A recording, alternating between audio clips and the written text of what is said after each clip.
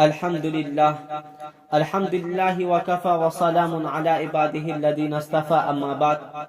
پاسبان ملت اسلامیہ، حضرات علماء کرام، دانشوران ملک و ملت، قابل احترام برادران وطن اور ملک عزیز کے عظیم سپوتوں، میرا موضوع خطابت جنگ آزادی میں مسلمانوں کا کردار ہے۔ سرفروشی کی تمنا اب ہمارے دل میں ہے، سرفروشی کی تمنا اب ہمارے دل میں ہے، دیکھنا ہے زور کتنا بازو قاتل میں ہے۔ حضرات گرامی، زندگی گزارنے اور جان دینے اور جان کو قربان کرنے کے جو اعلیٰ نمونے مسلمانوں کے تاریخ میں ملتے ہیں وہ دوسری قوموں کی تاریخوں میں نہیں ملتے۔ بہتر زندگی اور بہتر موت مسلمانوں کا اس لحاظ سے طرح امتیاز اور شعار ہے کہ وہ فاتح عالم بھی ہے اور معلم عالم بھی، وہ تہذیب و تمدن کا مؤسس اور بانی بھی ہے، اور حریت فکر اور بحث و تحقیق، عدل و مساوات اور انسانی قدروں کو فروغ دینے والا بھی۔ وہ انسان کی غلامی کو سب سے بڑی لعنت سمجھتا ہے، اس لیے انسان کی غلامی کا مسلمان سب سے بڑا دشمن اور اس کے مقابلے میں سب سے زیادہ پیش نظر آتا ہے۔ ہندوستان میں مسلمانوں نے طویل مدت تک کم تعداد میں ہونے کے باوجود حکومت کی اور کسی بڑی بغاوت کا ان کو سامنا نہیں کرنا پڑا، اس لیے کہ انہوں نے ہندوستان کو علمی، تمدنی اور اخلاقی لحاظ سے اعلیٰ تصور حیات عطا کیا، ہندوستان کو یک متحدہ ملک کی حیثیت دی، اس کی سرداری کی حفاظت کی، سماجی ظلم سے اس کو نجات دلائی،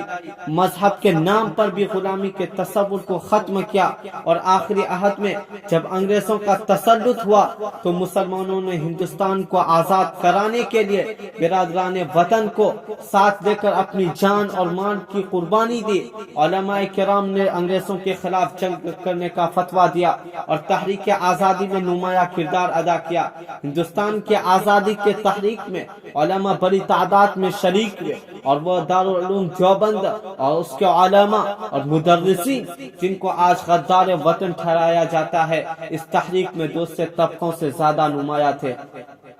ہندوستان کی آزادی میں مدارس کے علماء دین، شعراء کرام اور مسلمانوں کا جو کردار رہا ہے اس کو کبھی بھی فراموش نہیں کیا جا سکتا۔ علماء نے غلامی کی زنجیریں توڑنے اور آزادی کے لیے بے پناہ طرف پیدا کرنے کی ہر ممکن کوشش کی۔ آزادی کے لیے انہوں نے اپنے کو خطرے میں ڈالا مگر اپنی روش نہیں بدلی۔ جذبہ حب الوطنی، وطن دوستی کے جذبات و احساسات پیدا کرنے اور آزادی حاصل کرنے کے لیے اپنا سب کچھ قربان کر دینے کا جذبہ اور ولولہ جتنا علماء نے پیدا کیا اتنا کسی نے بھی نہیں پیدا کیا۔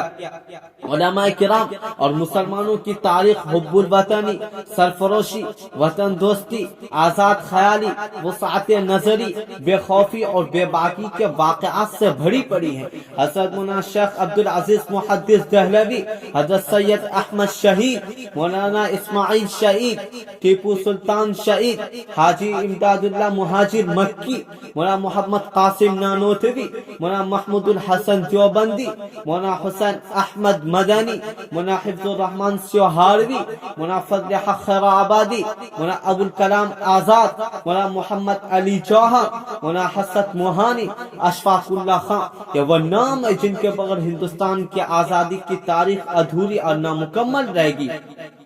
ان عظیم المرتبت علماء اور مسلمانوں نے وطن کی آزادی میں بہت بڑا کردار ادا کیا۔ ٹیپو سلطان کا ولا فانی جملہ آج بھی دلوں پر نقش کل حجر ہے، جس کو کہہ کر ٹیپو سلطان نے آزادی کا سور پھونک دیا تھا کہ شیر کے ایک دن کی زندگی گیدڑ کی 100 سال کی عمر سے بہتر ہے۔ سید احمد شہید اور مولانا محمد اسماعیل شہید کی شہادت اور بالا کوٹ کی سرزمین اس بات کی شاہد عادل ہے کہ مسلمانوں نے اس ملک کو اپنے خون سے سینچا ہے۔ مولانا محمود الحسن دیوبندی کی تحریک، ریشمی رومال اور مولانا حسین احمد مدنی کا سر سے کفن باندھنا شہادت دے رہا ہے کہ وطن کو آزاد کرانے میں علماء نے بے مثال قربانیاں دی ہیں۔ مولانا محمد علی جوہر کا وطن کی آزادی کے لیے برطانیہ کے سرزمین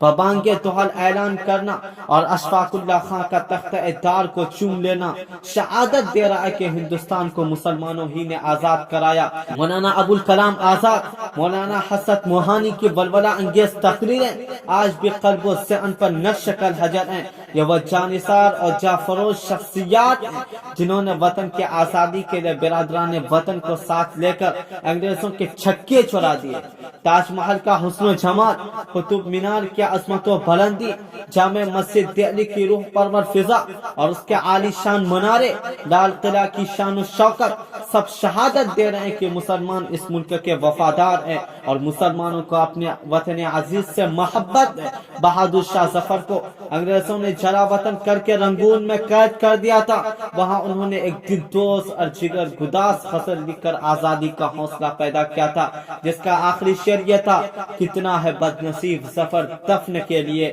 کتنا ہے بد نصیب ظفر دفن کے لیے، دو گز زمیں بھی مل نہ سکی کوئے یار میں۔ ایک مرتبہ بہادر شاہ ظفر کے بہادر فوجیوں نے، جن کی تلواریں انگریزوں کے خون سے تر بتر تھی، بہادر شاہ ظفر سے کہا تھا: بادشاہ سلامت، میرٹھ میں انگریزوں کو شکست فاش دی جا چکی ہے، دلی آپ کے قبضہ اختیار میں ہے اور پشاور سے کلکتہ تک کی عوام آپ کے حکم کے منتظر ہے۔ پورا ملک انگریزی غلامی کی زنجیریں توڑ پھینکنے اور اپنی خدادہ آزادی حاصل کرنے کے لیے اٹھ کھڑا ہوا ہے۔ اس وقت آزادی کا پرچم آپ بلند کیجیے تاکہ ہندوستان کی آزادی کے لیے جنگ کرنے والے سارے ہی لوگ اس کے تلے اکٹھا ہو سکیں۔ اگر آپ نے ملک کی قیادت سنبھال لی تو ہم ان فرنگی شیطانوں کو سمندر میں ڈبو دیں گے یا انہیں گدھوں کی غذا بنا دیں گے۔ تو بادشاہ کا دل جوش و خروش سے بھر گیا۔ شاہجہاں اور اکبر کی یاد تازہ ہو گئی اور ان کے دلوں میں ملکوتی جوش مارنے لگا، اور جب بادشاہ نے جنگ آزادی کی قیادت اجازت دے دی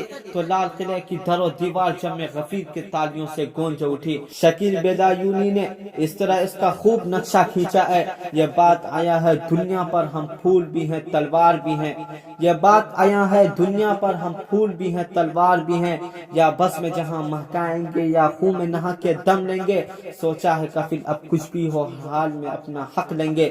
سوچا ہے کفیل اب کچھ بھی ہو ہر حال میں اپنا حق لیں گے، عزت سے جیئیں تو جی لیں گے یا جام شہادت پی لیں گے۔ جوش ملی آبادی نے آزادی کا بگل بجاتے ہوئے کہا تھا: سنو اے ساکنان بزم گیتی، صدا کیا آ رہی ہے آسماں سے، سنو اے ساکنان بزم گیتی، صدا کیا آ رہی ہے آسماں سے، کہ آزادی کا ایک لمحہ ہے بہتر غلامی کے حیات جاویداں سے۔ چک بستہ نے انگریزوں سے غم و غصہ کا اظہار اس طرح کیا تھا: زباں کو بند کریں یا مجھے اسیر کریں، زباں کو بند کریں یا مجھے اسیر کریں، میرے خیال کو بیری پنہا نہیں سکتے۔ علامہ اقبال نے ہندوستانی عوام کو للکارتے ہوئے کہا تھا: جس کھیت سے دہقاں کو میسر نہ ہو روزی، جس کھیت سے دہقاں کو میسر نہ ہو روزی، اس کھیت کے ہر خوش ایک گندم کو جلا دو، سلطان یہ جمہور کا آتا ہے زمانہ،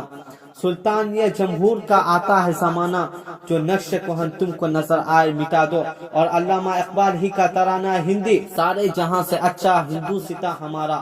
سارے جہاں سے اچھا ہندو ستا ہمارا، ہم بلبلیں ہیں اس کی یہ گل ستا ہمارا، نے وطن دوستی اور حب الوطنی کا پیغام دیا تھا۔ اور شاد عظیم آبادی کے اس شعر نے تو تمام ہندوستانی عوام کے رگو ریشے میں آزادی کے شرارے پھونک دیے تھے۔ سرفروشی کی تمنا اب ہمارے دل میں ہے،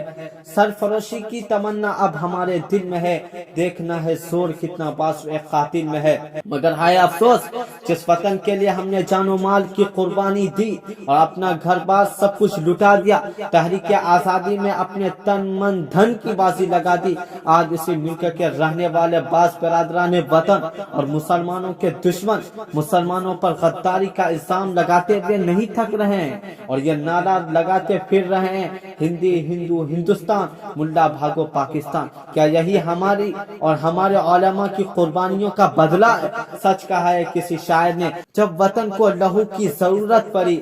جب وطن کو لہو کی ضرورت پڑی، سب سے پہلے ہماری ہی گردن کٹی۔ اب ہمیں سے یہ کہتے ہیں اہل وطن، اب ہمیں سے یہ کہتے ہیں اہل وطن، یہ وطن ہے ہمارا تمہارا نہیں۔ الفاظ دیگر، جب پڑا وقت گلستان پر تو خون ہم نے دیا، جب پڑا وقت گلستان پہ تو خون ہم نے دیا، جب بہار آئی تو کہتے ہیں تیرا کام نہیں۔ حضرات گرامی، اسلاف کے کارناموں کو آپ کے سامنے بیان کرنے کا مقصد یہ ہے کہ آپ ان کو ہمیشہ یاد رکھیں، کیونکہ یہ آپ کی توانائیوں کا سرچشمہ ہے۔ میں چاہتا ہوں کہ مسلمان نوجوان اپنے ان اسلاف کے جذبات اور قوت عمل کے امین اور وارث بن جائے، اور زندگی کی نئی راہوں پر پورے خلوص و اعتماد کے ساتھ گامزن ہو جائیں، اور احساس کمتری کو صفحہ ذہن سے کھرچ کر پھینک دیں۔ تبھی وہ اس ملک میں عزت کی زندگی گزارنے کے حقدار ہو سکتے ہیں۔ بس انہی پاکیزہ جذبات کے ساتھ میں تمام ہندوستانی عوام کو خواب غفلت سے بیدار کر کے یہ پیغام دیتے ہوئے اپنی تقریر ختم کرتا ہوں۔ نہ سمجھو گے تو مر جاؤ کہ اے ہندو ستاں والو، نہ سمجھو گے تو مر جاؤ کہ اے ہندو ستاں والو، تمہاری داستان تک بھی نہ ہوگی داستانوں میں۔ وطن کی فکر کر ناداں مصیبت آنے والی ہے، وطن کی فکر کر ناداں مصیبت آنے والی ہے، تیرے بربادیوں کے مشورے ہیں آسمانوں میں۔ وآخر دعوانا الحمدللہ رب العالمین۔